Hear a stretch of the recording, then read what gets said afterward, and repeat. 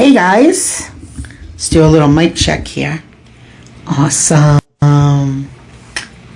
So it's just about 1 o'clock. I'm just going to wait a minute or two to see if any folks are going to hop on, and then we're going to get right into it. Take a drink of water here.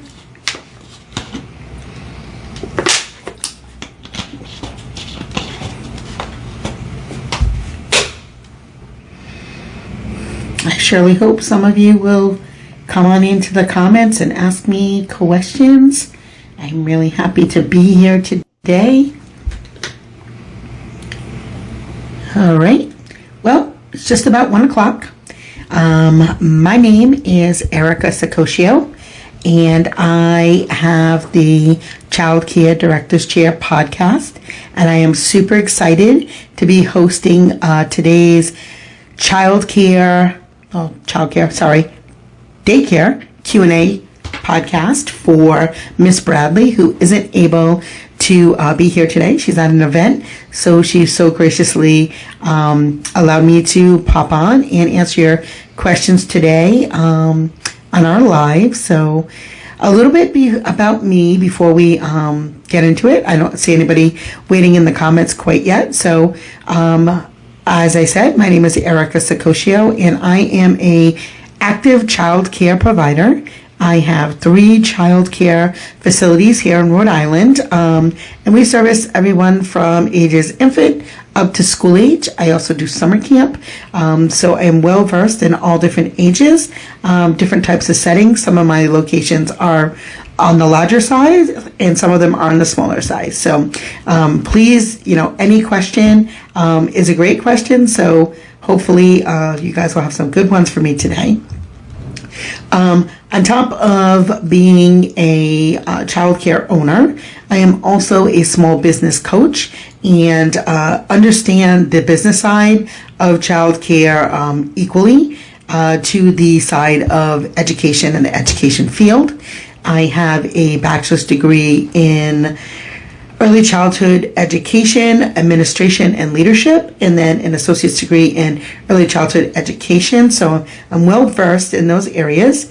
I am also a board member of the Rhode Island NACI affiliate, and that's super fun. Love that.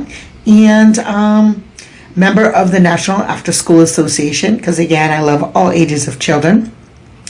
And so that's a little bit about me. So I'm super happy to be on the show today. So I have a few questions here, and since nobody is in the queue, I'm going to go ahead and I'll start with some of the questions. So the first thing that I want to talk about, because I feel like it's on everyone's mind, is staffing and how to find high quality staff. And I want you to think about a few things before you go beating yourself up. First of all, we are now in a whole new era of ways that we need to market our program to prospective talent pool. And I feel like a lot of times we're competing with not just child care centers. We now find ourselves competing with public schools, which that's very new for many of us. Prior to the expansion of universal pre-K, which we will talk about in a little bit. But prior to universal pre-K, we were primarily just competing for talented educators in the early childhood field with, other centers or maybe Head Start. But now we are competing with school districts, who can typically pay a higher rate than we can. They certainly are able to, in most cases, provide a better benefit package in terms of, vacation time and summers off and some of those types of things that if you are a year-round provider like I am, is a little hard to compete with. So, what can we do? What can we do? And we're competing with Target and Walmart and Amazon, who have much bigger pockets than a small mom and pop type of childcare program. Especially if you have like a family childcare and you're looking for 1 or 2 team members to help join your program, so that way you can do maybe group care. So it's very difficult. And it isn't just the high qualified, associates and bachelor and master candidates. This is even just our entry level.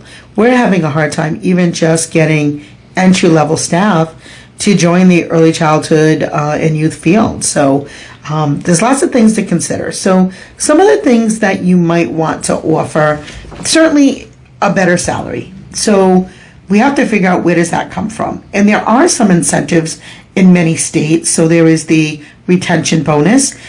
So look into your state to see if that is available, where if employees stay with you over a period of time. In Rhode Island, it is quarterly. They offer a $750 retention bonus to staff. So that's a great opportunity.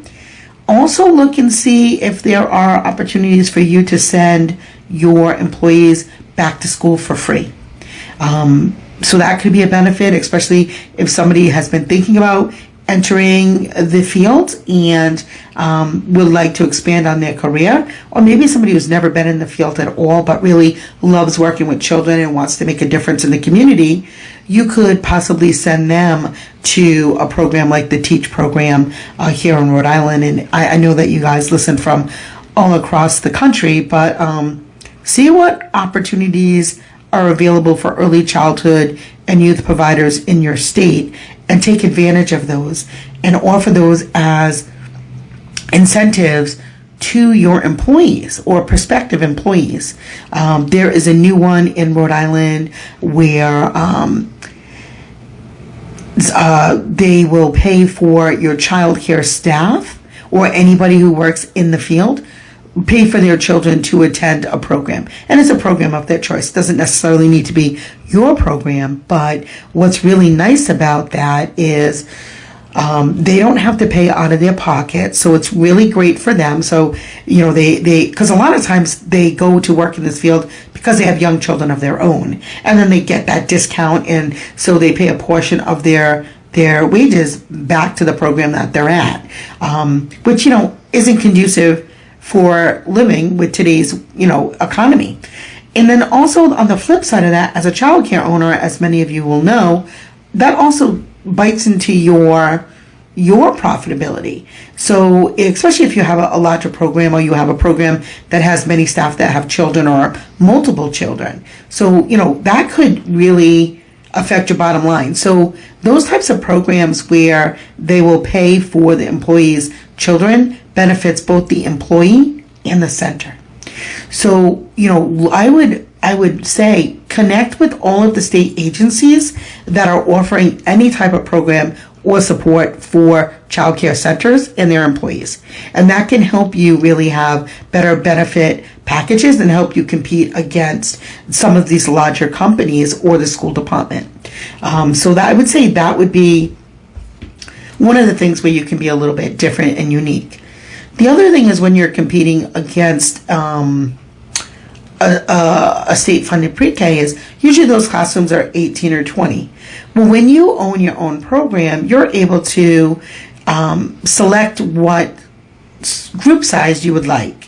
Obviously, you have to maintain the ratios that are in your state, but maybe you have elected to have more of a boutique program where you have less students in a class than what the maximum group size is.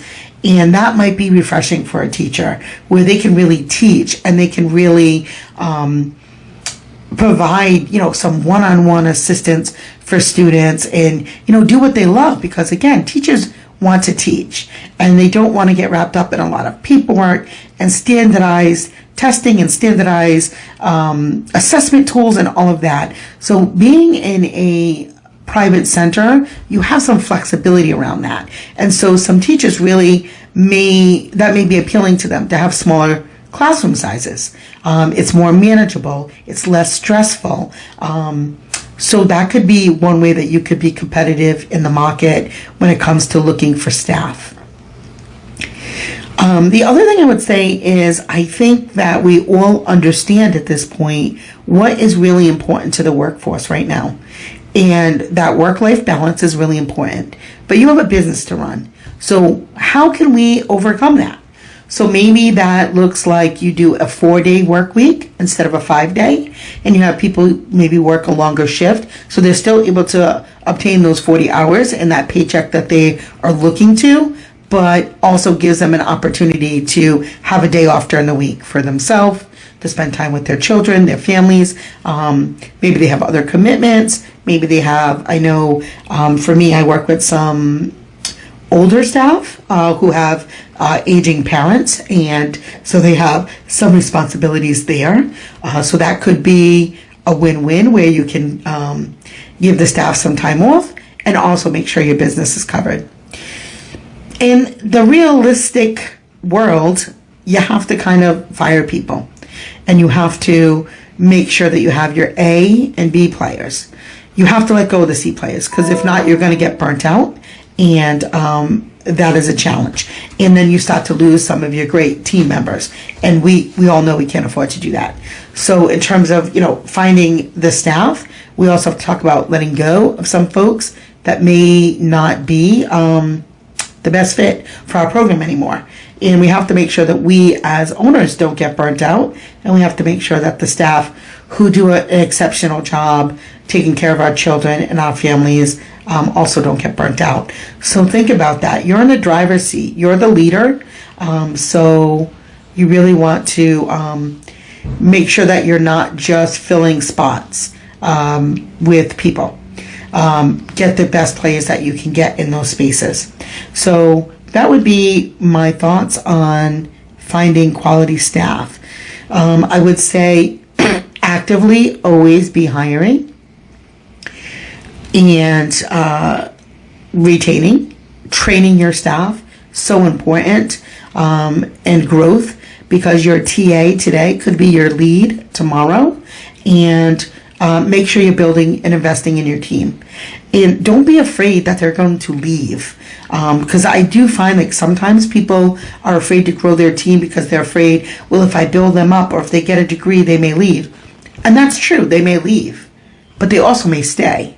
And there's never, I think, a bad time to have fantastic staff in your program. So even if they stay with you for 5 years, you had them for 5 amazing years, and they're giving 100% to your students and your families and to you as a business owner.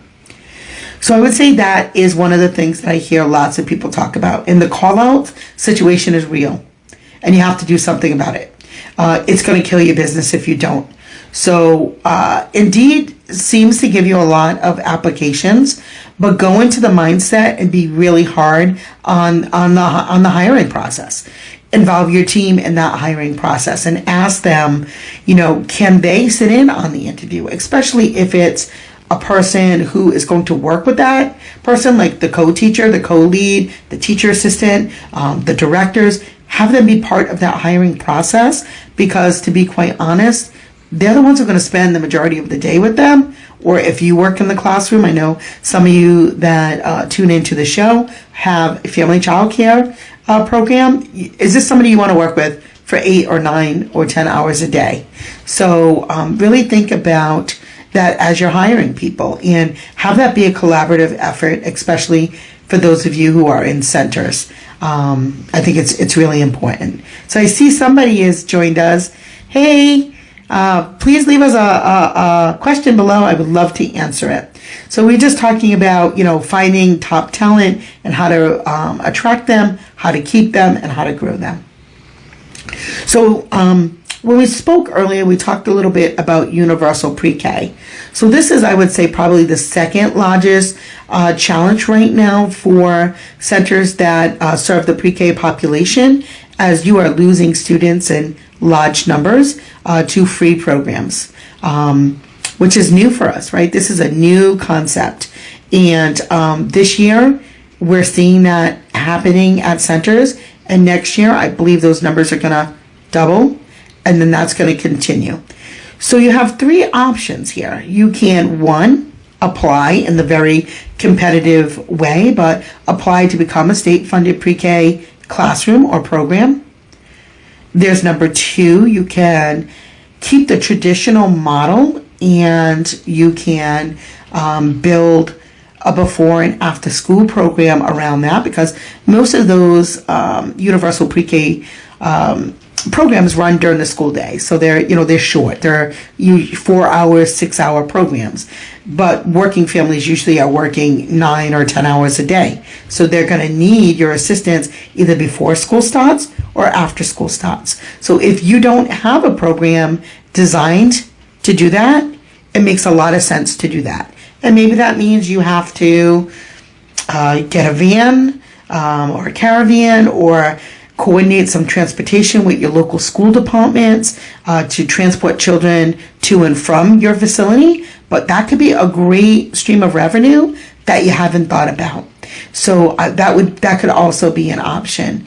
And then you could double down on your traditional model and offer unique services that include some enrichment programs, some things that you would get above and beyond what you would get in a traditional state-funded pre-K program.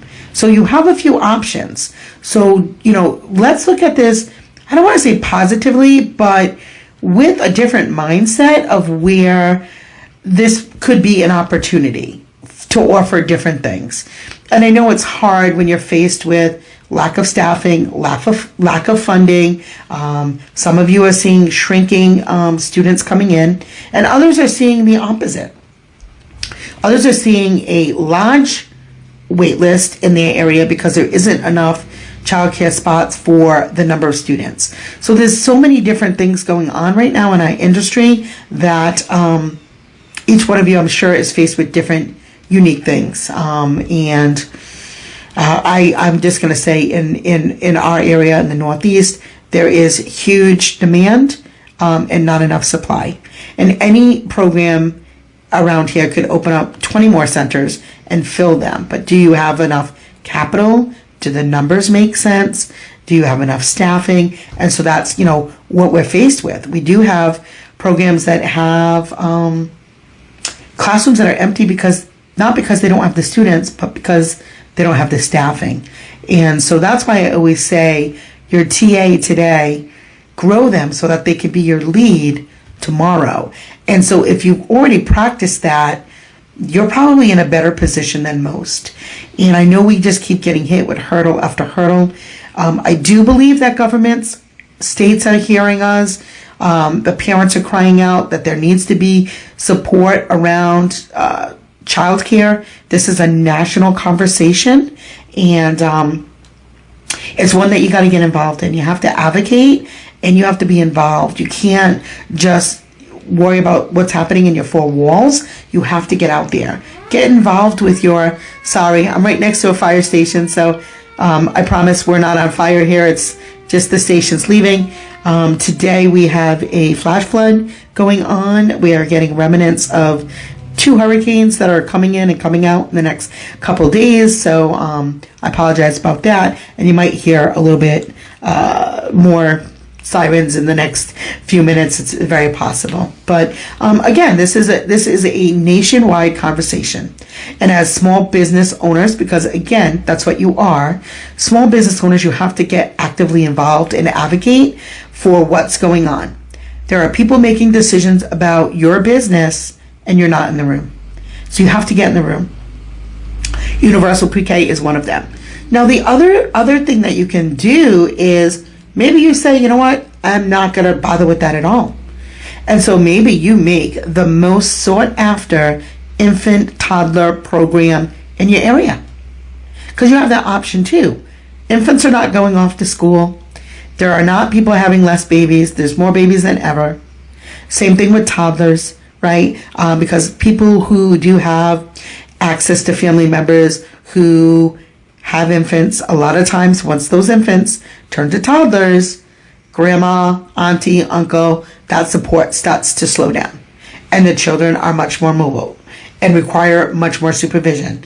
And I'm talking to the choir, right? Toddlers require quite a bit of energy, attention, all of those things. It's a very, very unique period in life that happens. I always say toddlers remind me of just smaller teenagers, their risky behavior. They want to try everything. They want to climb on everything. But anyway, going back to having a fantastic infant toddler program, and maybe that's what you do, and you don't need huge numbers of customers to make that model work. You do need to price accordingly, though, to make sure you make a profit. And so maybe that means you only care for 16 infants and 24 toddlers, and that's your program, and you do it well, and everybody in your program is trained just to work with that age group. Can you imagine? That would be certainly very, very sought after. So, hey, thanks for joining us today.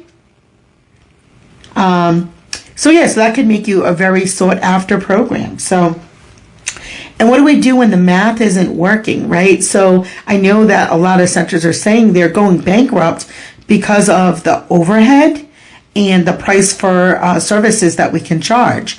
So what other funding is available? So maybe looking into grants to see what grants are available for supplies or equipment, or what resources through even maybe the Small Business Association, see what's available there. As I had said earlier, perhaps connecting with some type of funds that you can use to supplement your staff wages would also be really helpful in helping you balance your budget. So you have to really look at those numbers and make sure that you're pricing, again, accordingly. It's really, really important that you do that. And I think that sometimes we have to relook at that. And I know that we feel bad when we have to do pricing for families because we know they're struggling. But at the end of the day, you're struggling too.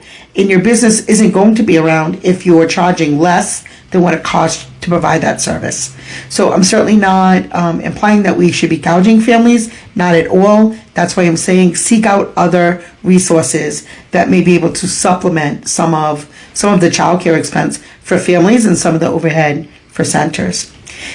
Miss Scott, do you have any questions? I would love a question.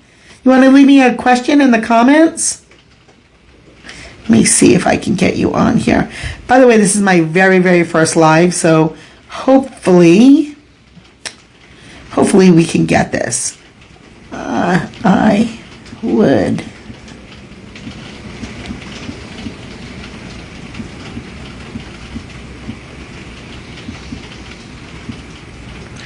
let me shoot that out. Let's see. So we talked a little bit about finding staff. We talked a little bit about universal pre-K, and we talked a little bit about what do we do when the math isn't working, and you really have to look at that. The other thing I think is really a unique way to be a little bit niche-y is during the pandemic and after the pandemic, a lot of centers reduced their time that they were open because they didn't have staffing. If you are able to make the numbers work with your staffing and you have enough staff in place, you might be able to offer extended hours, maybe open earlier than any other program in your area, or stay open later than any other program in your area, which would really help you fill any empty vacancies. Again, make sure the numbers make sense. So extending those hours, especially for families that, again, like I had said with the universal pre-K, maybe perhaps your program doesn't offer traditional before and after school programming, and now maybe that's something you might want to consider. Maybe if you have an empty classroom and you can't find full-time staffing, maybe you could find some part-time staffing and do an after-school program. Which is a great option. And then you're only looking for staff depending on what time your school gets out or schools in your area get out. But you can look for staff that are going to work, 3 to 6 or 2 to 5. And that can really bring in some additional revenue. And to be honest, we get paid a higher rate per hour on our after school program students than we do through traditional childcare services, just because most families use as 50 hours. If a family is working 40 hours a week, and you figure a half hour travel time to and from work, you're talking 50 hours of care for that slot of time, where after school programming is usually 3 hours. You also are able to ramp up a summer camp program. It may allow you to bring in some additional students or different age groups that you don't currently serve. So again, this is just kind of using some strategy to maybe fill some of the classrooms that are empty, find some part-time staff. And again, if you're connecting with the schools, let's go back to that preschool scenario where maybe you're going to do some before and after school for the children in the universal pre-K space. Maybe you can make some connections at the school, and perhaps you could hire some of the teacher assistants at the school level to come on and work after school at your center.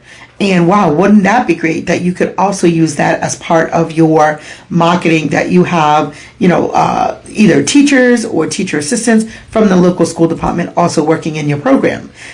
So that's a great carryover and an easy way to brand your business as a professional business that has professional educators who work in your center. And enrichment programs, I think, are something that you can also offer after hours or parent night out. So it's another ways to make some additional revenue. I know some centers do that like once a month, where they offer extended hours on a Friday night for 3 or 4 hours, and it's definitely a premium price. So that could be something that brings in some revenue for you. It also might be something where some of your teachers could use some of their talents. Maybe it's a great way for some of your teachers to make some additional revenue as well. So I think that could be another way to get creative and bring some more income into your program. Let me see, what other questions do we have here? I think to avoid some burnout, I think, you have to look at your systems and automation and try to automate as many things as you can without losing that personal connection and touch with your parents. But automation and systems really do, especially as you scale and you grow, and I have multiple locations, so systems are so important to try to get that consistency in care. But do some type of automation to help free up some of your time. And those of you who have centers, I know many of you probably haven't worked in a classroom for a while, and that could be a way that you could help close some of your budget, is maybe you work in a classroom for a few hours of the day, and that will alleviate a little bit of stress on your payroll. It also helps you reconnect with your kids and your families. So, hey, how are you doing?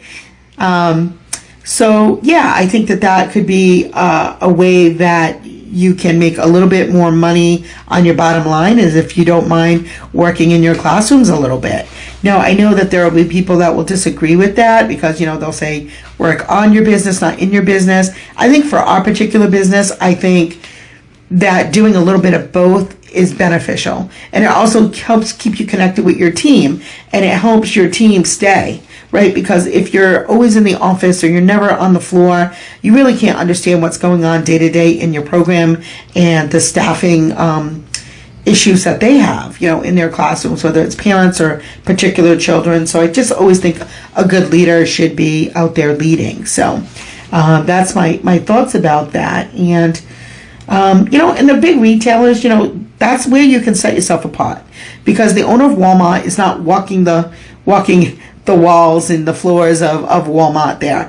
So I think that's how you can really set yourself apart from these big companies that we're competing against for staff, is to really have that personalized, individual relationships with your employees. And again, that's what grows your program.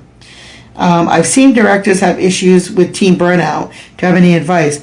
Yeah, I think all the way around, I think directors are also extremely burnt out. And so I think, first of all, it starts with you as the leader. Make sure you're not burnt out. And one way that you can do this is maybe as I said, hop in a classroom and let the teacher come out of the classroom for an hour or two. Let them do some of the tasks, the filing, things like that. It'll break it up for both you and them. It also helps show that you're in it together. And I think it also helps the team members get some additional skills for when times that you need help, they're trained to do other things. So I think it gives them a sense of purpose and like they're contributing to the program as well. And it gives them a little bit of a break from working along the students all day long. Just a mental break, so I think it's a win-win for both folks.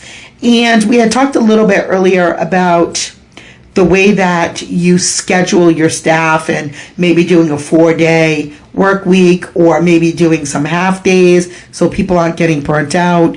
One thing we do at our program, we're lucky enough to have a spa on the lower level of our center. And we have something that's called the Zen Den, and we are able to send out staff to go down to the Zen Den and get a 30-minute relaxation, if you will. They have a cup of tea, they get to listen to spa music, they're able to read a book.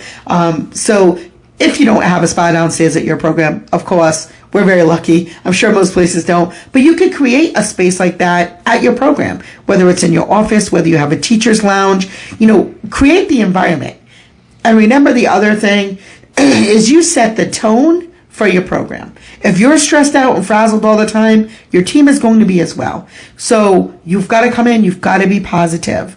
I know that we're all facing a lot of challenges, for sure. And I'm not naive to that fact. But our mindset is everything. And we can overcome this. It's not the first recession. 2008, there was a recession. We all made it through. For those of you who've been around a long time.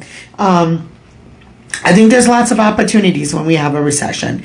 And again, you don't need a spa. Yes, a spa is great. But you can certainly there's nothing stopping you from playing spa music at the beginning of the day or the end of the day. It doesn't just relax the children, it relaxes the team. I know lots of people like to give their staff snacks, chocolate, little goodie bags, all those types of things. Those are helpful. But I think there's nothing more helpful than you hopping in and being along the side of them. I know for a fact they just like to have a little break. They love their students, but they're with them for 8 or 9 hours a day. So I think that really is the best way to avoid the burnout, is to share the load. And I think directors get burnt out too, and owners, and we're all human, and it's been a hard 4 years for sure. Yeah. So any other questions? I would love questions. Let's see. Having a director and a teacher trade places for a few moments. Yeah. And I think understanding as a leader that you're going to make or break your program. And also setting those boundaries and limitations too of what you will accept. Because I know for the last year or so, some of us have accepted things that we would not normally accept under normal circumstances because you're so worried about losing a team member. So you keep those kind of CD players because you need the bodies, but you're really killing your A and B people. So make sure that you're going to continue to look for those A and B people. And then you'll all take care of each other.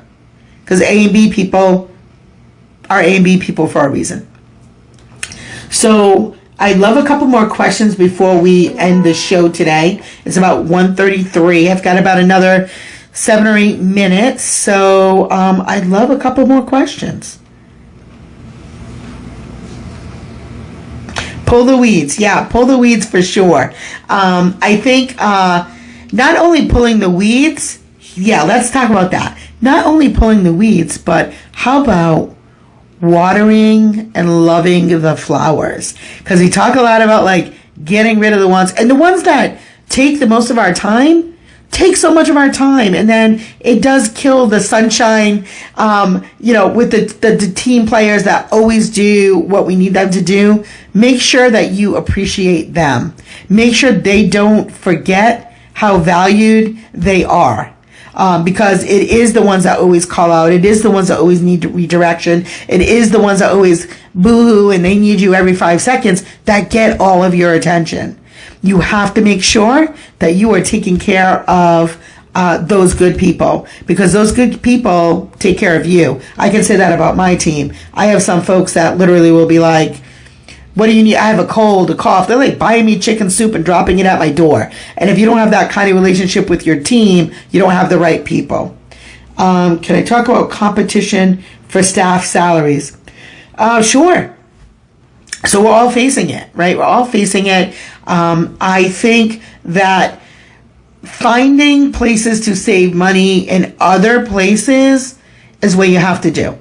And we just gave a significant raise to 5 or 6 of our leaders, by like $3 an hour. Like, I'm not kidding. We had to make it happen. They deserve it. They work really hard, and without them, we don't have a business. So, negotiating with your vendors to save some money there. Relooking at contracts of your paper goods, your plowing person, your landscaping. Those are the places I look to save the money. I also look at what can we do in-house.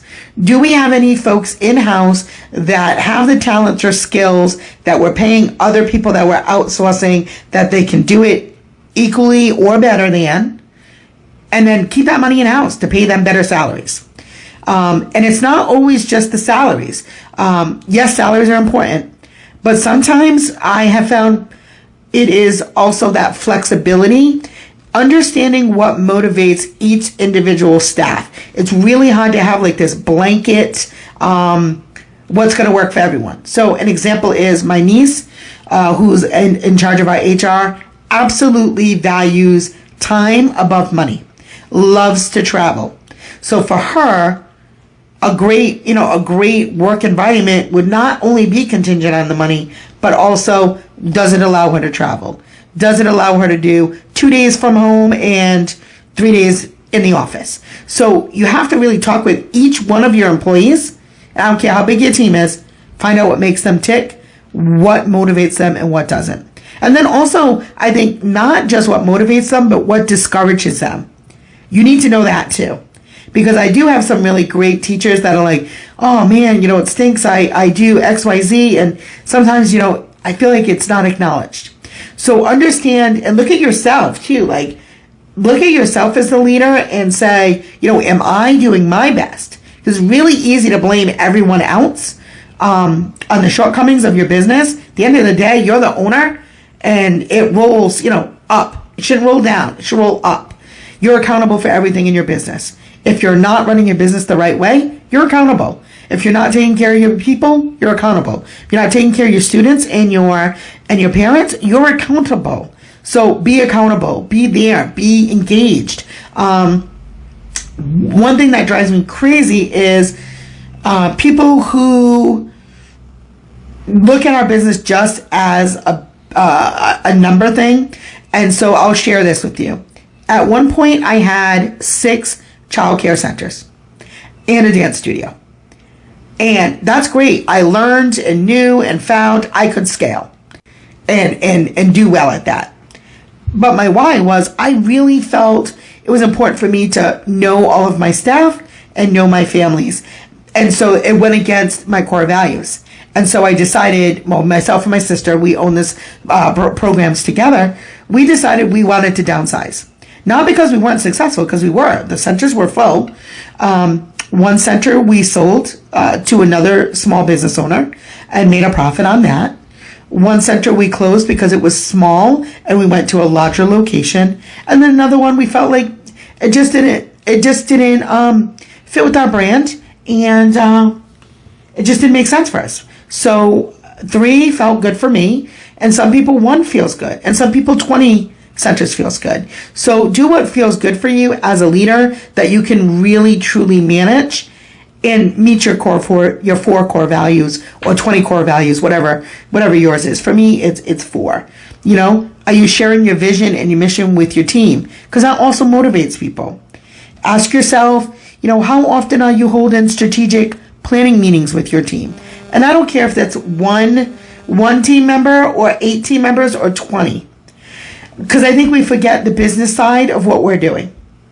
And so when we don't look at those pieces and we're neglecting those pieces of our business, that's why we struggle. So those are kind of my thoughts on any suggestions on leadership training programs for directors, owners, as well as for staff. Wow. So each state might have different things. Here in Rhode Island, we have the Center for Early Learning Professionals that offer PD for different levels in the field. Also, there are some great college options. I would say I really love Charter Oak, which is in Connecticut, which offers online leadership and administration in childcare. So it's very specific. It's not like a generalized course. It's very specific. I graduated from there with a bachelor's, and I think that they have a great program.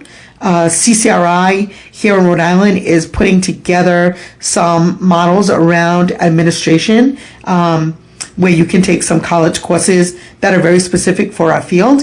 But I would say, hop on your community college, hop online and see what leadership courses are available that you have access to, and take some of those. But yeah, I think always getting your professional development and pushing yourself as a leader is great. Certainly podcasts are a great place to gain some more experience. YouTube, just make sure you're listening to people who are credible, who are where you want to go, again, who are aligned with your teaching philosophy and your values. Yeah. So what else you guys got? This is fun. I've never done a live before, and I'm pretty sure this probably won't be my last. So I love that. We need to also know what their why is. Yeah. So I think we've got time for one more question, and then we're going to wrap it up. So has anybody got one more question for me?